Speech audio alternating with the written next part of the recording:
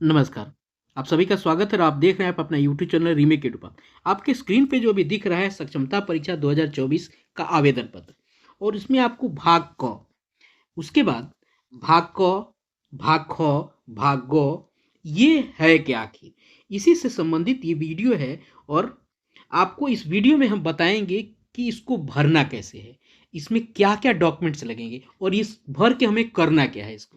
तो बहुत सारी क्वेरीज़ आई हैं कि सर इसके बारे में एक डिटेल वीडियो बना दीजिए। तो इस एक ही वीडियो में सारी की सारी घोषणा पत्र, शपथ पत्र की प्रक्रिया को और कैसे भरेंगे इसको हम बताएँगे। तो मैं सबसे पहले अगर आपको बताऊँ तो यह जो घोषणा पत्र है इसको भरने से पहले आपको कुछ काम करना है। आप यूँ ही नहीं बैठ जाएँगे, आप बैठने के बाद आप कि भर दें। ऐसे नहीं है कि यूँ ही भर दें। इसके पहले आपको कुछ काम करने हैं। तो पहला काम क्या है? एक तो सबसे पहले आप लोग यह काम करना है कि सारे डॉक्यूमेंट्स जो भी रिक्वायर्ड डॉक्यूमेंट्स हैं, उस सब की फ़ोटोकॉपी करा के स्व-अभिप्रमाणित करके सारी डॉक्यूमेंट्स को तैयार करके रखना है। कौन-कौन से डॉक्यूमेंट्स हैं, उसके लिए वीडियो आपको चैनल पे उपलब्ध है, डिस्क्रिप्शन बॉक्स में डाल दूँगा मैं कि कौन-कौन से डॉक्यूमेंट्स लगेंगे। उसके बाद जब डॉक्यूमेंट्स आपके पास होंगे तो जब आपको सबसे पहला काम है वो बीएसईबी के जो साइट है, बीएसईबी के साइट पर जो सक्षमता परीक्षा का जो लिंक जारी किया गया वहां जाएंगे और सबसे पहला काम हम क्या करेंगे? सबसे पहले काम करेंगे आपको रजिस्ट्रेशन का। रजिस्ट्रेशन क्यों करना है ये चीज? इस घोषणा पत्र से इस रजिस्ट्रेशन का क्या संबंध है तो आपको बाद में बताऊंगा कि घोषणा पत्र में रजिस्ट्रेशन का क्या संबंध है। तो आप बस मेरे साथ यूं ही बने रहिए, मैं बताऊंगा क्यों ये जरूरी था। पहला काम है रजिस्ट्रेशन। जैसे रजिस्ट्रेशन हो जाएगा, अगर आपने कर लिया है तो कोई बात नहीं है, यदि नहीं किया है तो कैसे करना है इसका वीडियो भी इस चैनल पर उपलब्ध है, डिस्क्रिप्शन बॉक्स में उसको डाल दूंगा कि कैसे आपको रजिस्ट्रेशन करना है। यदि आपने रजिस्ट्रेशन कर लिया है या नहीं किया है तो रजिस्ट्रेशन के बाद आपको आता है सेकंड काम, फॉर्म फिलिंग। आपको आता है फॉर्म फिलिंग। तो अगर आपने फॉर्म फिल कर दिया है, फॉर्म फिलिंग यदि आपने फॉर्म फिल कर दिया है तो अच्छी बात है। अगर नहीं किया है तो कैसे फॉर्म फिल करता है इसका भी वीडियो चैनल पे उपलब्ध है, आप डिस्क्रिप्शन बॉक्स में जाके उसका लिंक उपलब्ध होगा, देख लीजिएगा। मानते हैं कि आपने फॉर्म फिल कर दिया। जैसे आपने फॉर्म फिल कर दिया होगा तो आपको मिल गया होगा एक एप्लीकेशन आईडी। आप लोग को एक मिला होगा एप्लीकेशन आईडी, आपको आवेदन संख्या मिल गया। मेरा मतलब बस उस आवेदन संख्या से, आपके पास आवेदन संख्या है। अब आगे इस प्रपत्र पे आते हैं। ये जो प्रपत्र और घोषणा है यह आपको हार्ड कॉपी में आपके प्रखंड शिक्षा पदाधिकारी के ये कार्यालय पहुंचेगा। और कैसे पहुंचेगा? यह एक पूरी हायरार्की है।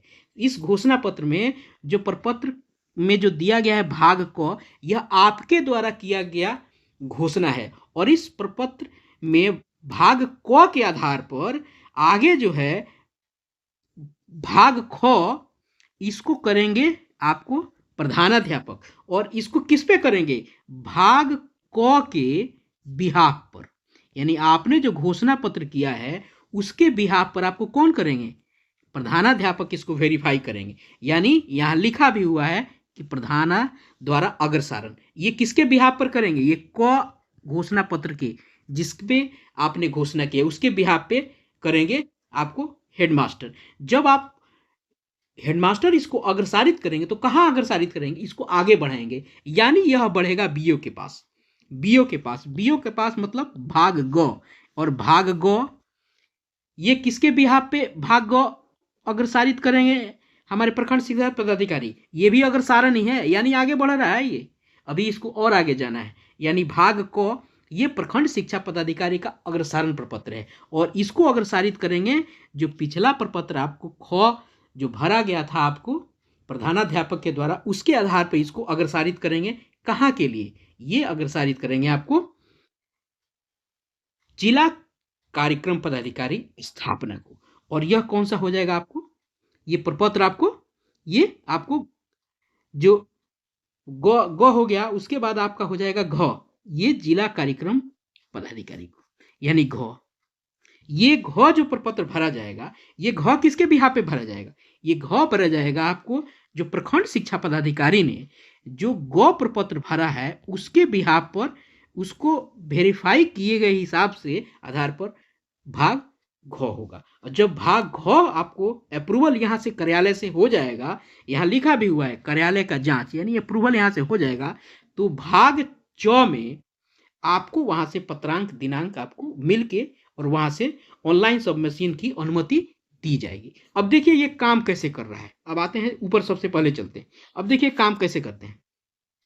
भाग क के आधार पर भाग ख ये कौन करता है, ये बीओ करेगा।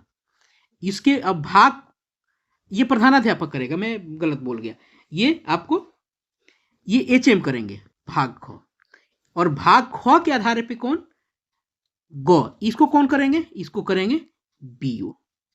और ग के आधार पे कौन करेंगे, घ करेंगे, कौन करेंगे, ये करेंगे डीपीओ साहब। और यही जब घ अप्रूवल हो जाएगा तो च के माध्यम से आपको क्या हो जाएगा, आपको अनुमति मिल जाएगी सबमिशन के लिए। ठीक है, आपको सबमिशन के लिए अनुमति मिल जाएगी। तो यह प्रक्रिया है। तो आइए सारी चीजों को हम समझते हैं। ठीक है, और उसके बाद हम शपथ पत्र को समझेंगे कि शपथ पत्र किस आधार पे बनता है और कैसे बनेगा, ये करना है आपको। आइए देखते हैं पहले प्रपत्र के भाग क को। क्लियर लिखा हुआ है प्रपत्र के भाग क में अभ्यर्थियों का घोषणा पत्र। इसमें क्या करना है, आपको अपना नाम यहां भर देना है। क्लियर है, आपको यहां आप अपना नाम भरना है, पिता या पति का नाम, अगर पुरुष है तो पिता होगा, और महिला अगर विवाहित है तो पति का नाम। जन्म तिथि आप अपना यहां डालेंगे। उसके बाद पद नाम, पद नाम में पंचायत, प्रखंड, जो भी आप होंगे, यदि शारीरिक शिक्षक हैं, पुस्तकालय शिक्षक हैं, जो भी हैं आप यहाँ इसको आप डालेंगे। अगर पंचायत शिक्षक हैं तो आप पंचायत और शिक्षक यहाँ लिखेंगे।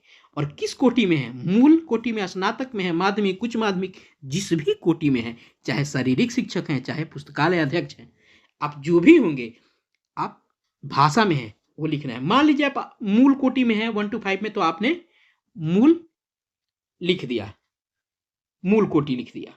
ठीक है, यदि आप स्नातक हैं तो आपको क्या करना पड़ेगा, आपको लिखना पड़ेगा स्नातक कोटि और आप अपने सब्जेक्ट का नाम। क्लियर है, आपको स्नातक लिख के और सब्जेक्ट का नाम लिखना है।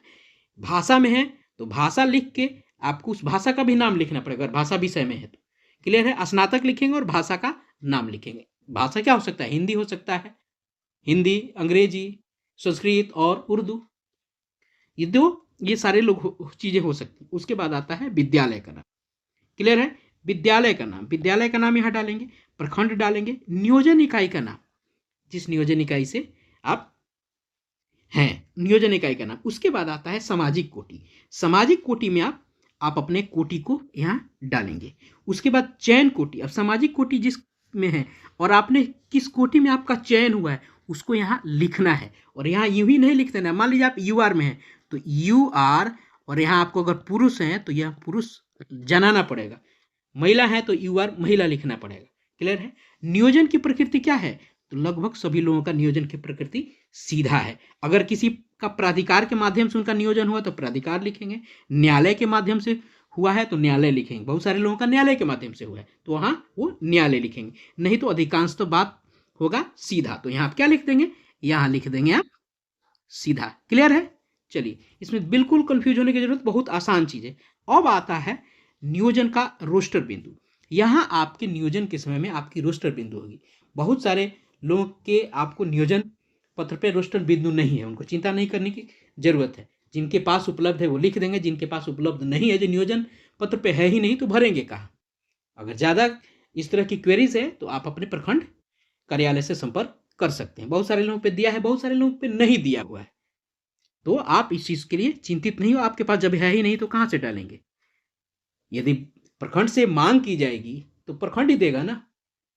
जब ये चूंकि वेरीफाई करने के लिए जाएगा प्रखंड के पास ही, आपके पास उपलब्धि नहीं है तो कहां से, आपको कहां से पता चलेगा रोस्टर बिंदु क्या है। अगर आपके नियोजन पत्र पे है तो आप उसको इंकित यहां कर देंगे। नियुक्ति तिथि एवं नियोक्ता का पत्रांक और दिनांक, आप अपना नियुक्ति तिथि डालेंगे और नियोक्ता का पत्रांक दिनांक डालेंगे। क्लियर है, क्या पूरी सेवा अवधि सत्यापित है या कोई टूट है। यदि सत्यापित है तो आप लिख देंगे यहां सत्यापित है, या टूट है तो आप टूट की भी जानकारी वहां देंगे। क्या नियोजन से संबंधित कोई मामला प्राधिकार के समक्ष विचाराधीन है, संक्षिप्त विवरण, तो आप अगर नहीं है तो लिख देंगे वहां विचाराधीन नहीं है। अविवादित है लिख सकते हैं, नहीं है लिख सकते हैं, क्लियर है। उसके बाद आता है क्या दिसंबर 2023 का वेतन प्राप्त हुआ या अंतिम जिस माह का वेतन प्राप्त हुआ। यदि दिसंबर माह का वेतन पूछ रहा है प्राप्त हुआ तो लिख देंगे आप हाँ प्राप्त हुआ, बहुत ज्यादा की जरूरत यहाँ है नहीं। वर्तमान में संचालित विभागीय कार्रवाई निलंबन का विवरण यदि हो तो, यदि हो तो, है ही नहीं तो कोई दिक्कत है ही नहीं, तो नहीं है तो आप इसको लिख देंगे यहाँ नहीं है, चाहे डैश मार देंगे।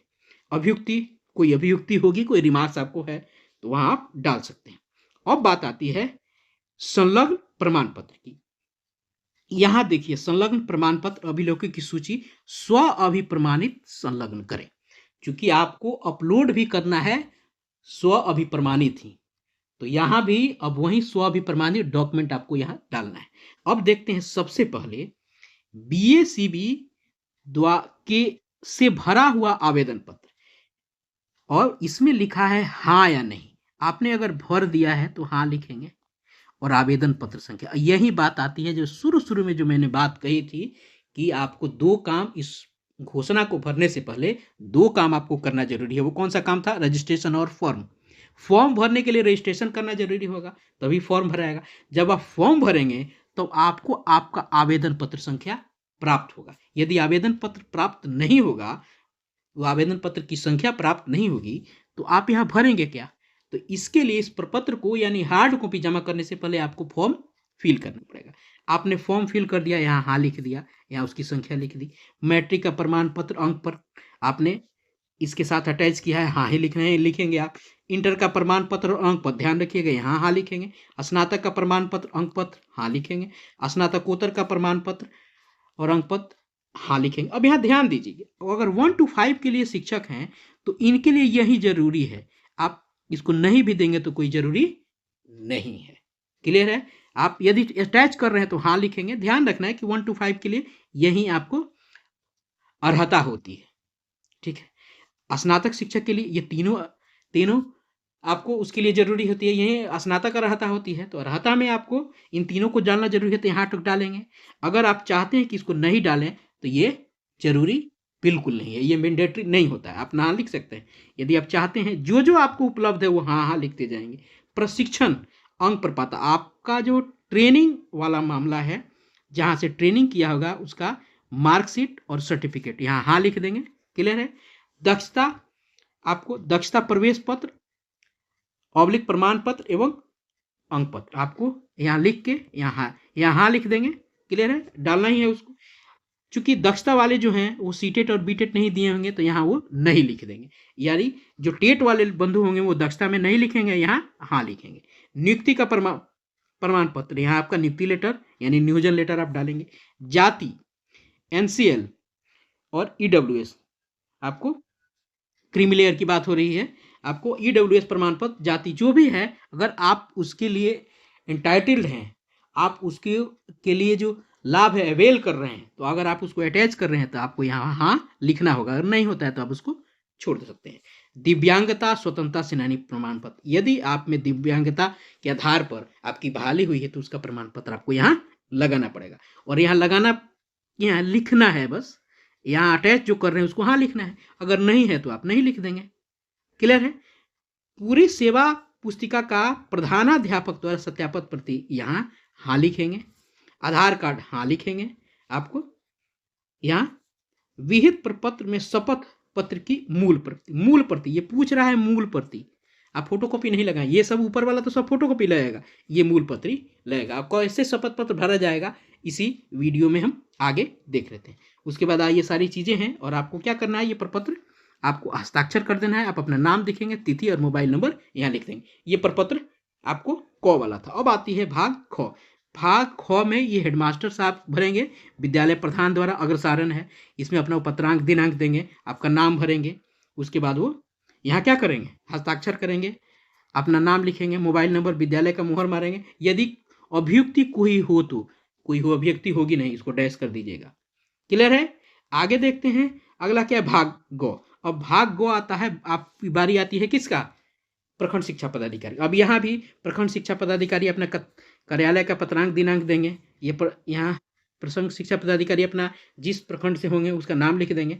उसके बाद जो दिसंबर 2023 का अंतिम माह वेतन का विपत्र ज्ञापन को अपना उनका ऑफिशियल है, उनको भरना है, ये सारी चीज़ें वो भर देंगे। यदि आपके नाम में कोई बड़ा परिवर्तन इत्यादि आया हो तो वो प्रखंड शिक्षा पदाधिकारी यहाँ वो मेंशन करेंगे, चूँकि ये कार्यालय से संबंधित है। उसके बाद आपको वहाँ से आपका नाम यहाँ भरेंगे, अभ्यर्थी कुछ होगा तो करेंगे, नहीं तो यहाँ ज़्यादातर समय में डैश ही लोगों को में मिलेगा।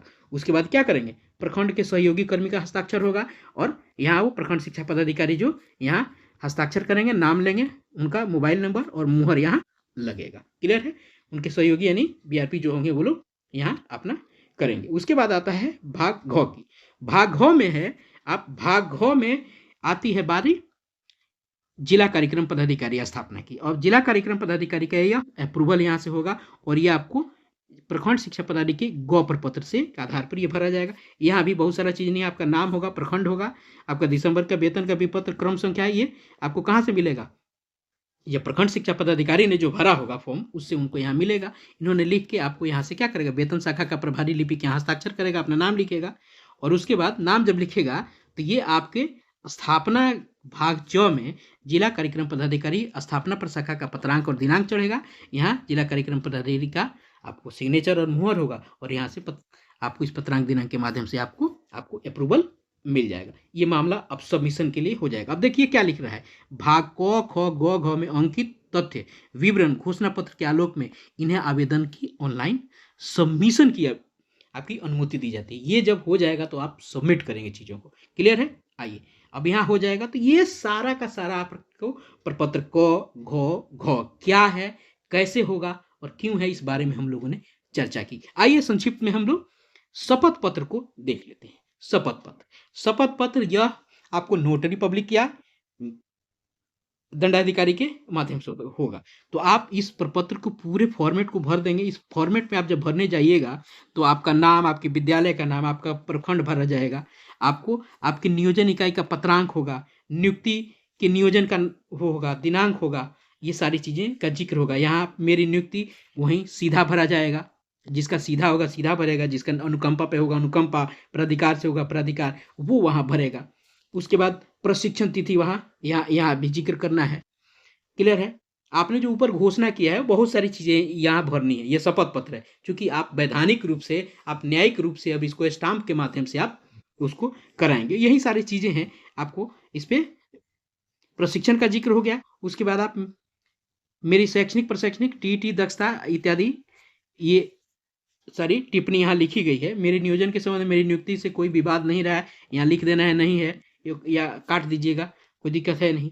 उस पर यह सारा चीज़ हो जाएगा। और आपने दिसंबर का जो वेतन प्राप्त किया है उस वेतन को जितना आपको भुगतान हुआ है उसको आपको प्राप्त करके, यदि आप चाहते हैं जनवरी तक का लिखने के लिए तो आप जनवरी में जितना आपको भुगतान हुआ वहाँ लिख दें, यहाँ जनवरी लिख दें। यदि दिसंबर, ज़्यादातर लोग दिसंबर ही लिख रहा है तो दिसंबर यहाँ लिख देंगे, तो यहाँ भुगतान की राशि लिख देंगे और ये फॉर्म आपको शपथकर्ता यहाँ हस्ताक्षर हो जाएगा और नोटरी पब्लिक से ये हस्ताक्षर पूरा का पूरा बन के आपको चला आएगा। ये दो प्रकार से लोग बना रहे हैं। एक तो होता है कि ये शपथ पत्र होता क्या है कि लोग सादे कागज में बना के नीचे स्टाम्प लगवा देते हैं, और कुछ लोग होता है स्टाम्प तो लगता ही है। उसके बाद ये शपथ पत्र भी आपको सादे पेपर पर ना होके वो भी एक आपको उनके जो आपकी न्यायिक व्यवस्था के अंतर्गत जो पेपर होते हैं कुछ मूल्य चुका के वो लिया जाता है, वकील वो बताएंगे आप, उसके आधार पर लोग करा रहे हैं। तो ज़्यादा है कि दोनों चीज़ों को आपको उस वैधानिक प्रपत्र पर ही किया जाए। स्टाम्प जो आप दे रहे हैं वो जो है लगेगा ही लगेगा। उसके अलावा ये जो शपथ पत्र जिस पे छपेगा वो भी अगर अच्छा रहेगा कि वो भी एक जो स्टाम्प पेपर जो आता है जो कचहरी में चीज़ों को उस पर ही कराए तो ज़्यादा बेहतर होगा। ये कुल मिला के सारी बातें थी। मुझे लगता है कि आपको इससे सारी बातें क्लियर हो गई है और इसके बाद किसी वीडियो को देखने की जरूरत नहीं पड़ेगी। यदि मेरा मेहनत आपको पसंद आया हो तो मेरा समर्थन कीजिए, मेरा सपोर्ट कीजिए और चैनल को सब्सक्राइब कीजिए यदि नहीं किया है। यदि आपको मेहनत मेरी आपको लगा है कि मेरा ये सार्थक है तो आप सपोर्ट और समर्थन में चैनल को सब्सक्राइब कर दिया होगा तो इसको लाइक जरूर कीजिए और लोगों के साथ शेयर कीजिए। धन्यवाद। अपना ख्याल रखें। जय हिंद।